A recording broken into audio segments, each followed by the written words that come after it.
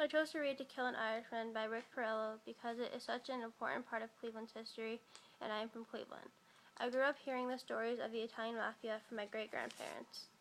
This movie is about Danny Greene, who became famous in the 1970s because he took on the Italian mob. Danny was born and raised in Cleveland and had a tough childhood. He joined the Marines for a few years and then worked on the docks in Cleveland as a longshoreman. He was very proud of being Irish. Eventually, he worked his way up to the president of the local union. He got greedy and got caught embezzling funds and lost his job. Danny got off easy by having to pay only a $10,000 fine. Soon after, he joined forces with the other side as a mob enforcer. The book goes on and tells how Danny realizes his own potential to be powerful, like the other mob bosses. He is viewed by people as being untouchable because many people tried to kill him, but haven't succeeded. He was eventually killed on October 6, 1977 by a bomb, but managed to take out the mob with him. The major points made by Rick Porrello are Danny Greene's childhood, the rise of the Cleveland Mafia, the rise of Danny Greene and his power, the Mafia Wars, and the aftermath of it all. To Kill the Irishman relates to sociology and sociological theory by explaining the relationship between Danny Greene and the Cleveland Mafia. The Mafia hated Greene because he was smarter than them and things came easy for him. They wanted him dead. My 3 points for how they relate to sociology are culture, minority groups, and behavior. My first one, culture, relates to this book because there are 2 cultures described in this book. The culture with the Mafia and the culture with the police. The culture with the Mafia is if someone doesn't do what they are told to do or tell a secret they aren't supposed to tell, the consequence is most likely them getting killed. They basically do whatever they want. The culture with the police is they uphold the law, meaning they go by the book and do what's right. For minority groups, the Italians and the Irishmen migrated to Cleveland in the 19th century.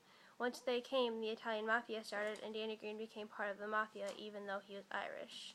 The Italian Mafia is basically all Italians. My third one for behavior is the Italian Mafia behaves as if they are their own government. They don't really follow the laws. For example, they'll most likely kill someone and just keep quiet about it. There's no justice done.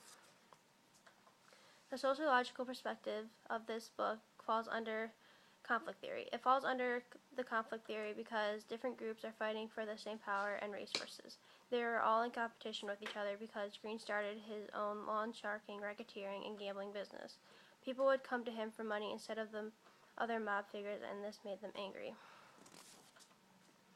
The pros of writing To Kill the Irishman is it educates readers about the local history of Cleveland. It also grabs the reader's attention and makes them think differently about days gone by.